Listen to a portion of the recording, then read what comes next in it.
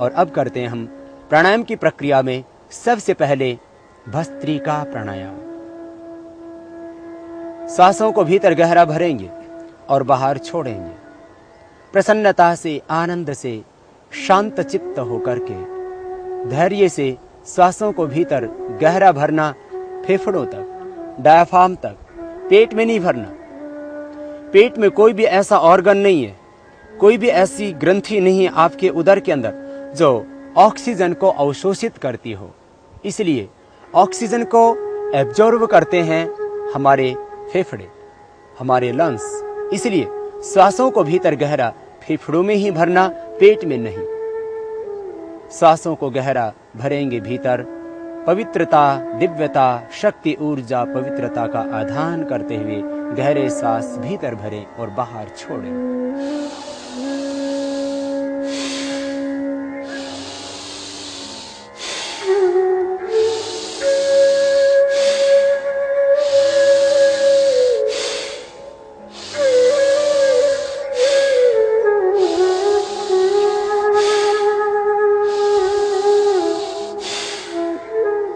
गहरे सांस भर रहे हैं भीतर और छोड़ रहे हैं बाहर। लेने और छोड़ने में एक जैसा दबाव। पूरी शक्ति के साथ सांसों को भीतर गहरा भरें और छोड़ते समय पूरा सांस बाहर छोड़ें। मन में एक प्रसन्नता और आनंद का भाव, एक प्राप्ति का भाव कि इस ब्रह्मांड की जितने भी दिव्य शक्तियां हैं, ऊर्जा है, पवित्रता है, आरोग्यता है, जो भी शुभ है इस ब्रह्मांड का, उसको मैं अपने मस्तिष्क में, अपने मन में, अपने प्राण में, अपने आत्मा में, अपने देह में मैं धारण कर रहा हूँ। शुभ का आधान करते हुए, पवित्रता का आधान करते हुए देह में आप कर रहे हैं भस्त्रिका प्राणायाम। किसी तरह का तनाव न हो चेहरे के ऊपर। प्रसन्नता से, सहजता से, एकाग्रता से, भावपूर्णता के साथ। जैसे आपको कुछ प्राप्ति होती, उपलब्धि होती है जीवन में, तो कैसी प्रसन्नता होती है, खुशी होती है, इसी तरह का एहसास प्राणायाम करते समय आपके चेहरों पर हो।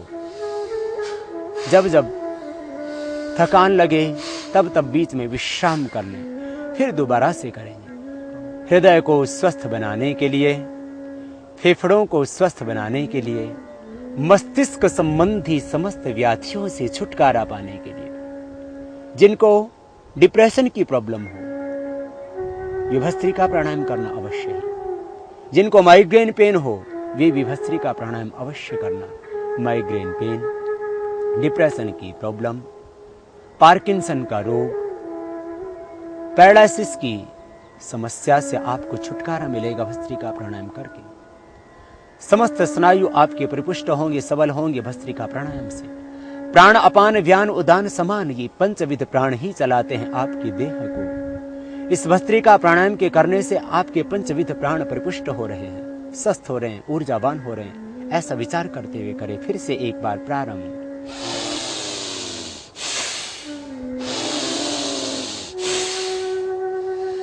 मेरा प्राणमय कोश परिपुष्ट हो रहा है, सबल हो रहा है, ऊर्जावान हो रहा है। प्राण अपान व्यान उदान और समान, ये पंचविध प्राण परिपुष्ट हो रहे हैं, सबल हो रहे हैं। मेरा बॉडी का जो ऑरा सिस्टम है वो स्ट्रांग हो रहा है। मेरा देह है ज्योतिर्मय, तेजोमय, आभामय हो रहा है। अपने आप को दिव्य आभा से, दिव्य ज्योति से, दिव्य प्रकाश से, दिव्य ज्ञान से, दिव्य आलोक से, ईश्वरीय शक्ति से ओतप्रोत अनुभव करते हुए करना इस प्राणायाम को। इस प्राणायाम के करने से व्यक्ति की आभा बढ़ती है। हमारा जो आभा मंडल है उसका विस्तार होता है।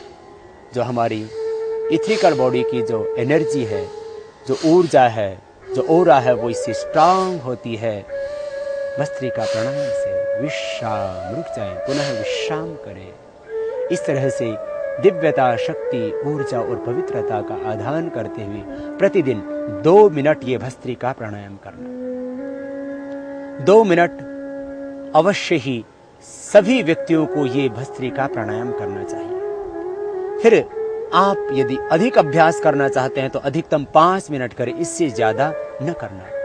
इससे अधिक इस प्राणायाम को नहीं करना चाहिए। न्यूनतम 2 मिनट और अधिकतम 5 मिनट इस प्राणायाम को प्रतिदिन करके आप जटिल रोगों से निवृत्ति पाना और सदा स्वस्थ रहने की एक ऊर्जा पाना इस प्राणायाम को करके। क्योंकि प्राणायाम केवल रोगी व्यक्तियों के लिए नहीं, जो व्यक्ति प्राणायाम करते हैं वे जीवन में कभी रोगी होते ही नहीं। इसलिए रोगी और निरोगी सभी को ये भस्त्रिका प्राणायाम 2 मिनट अवश्य ही करना चाहिए।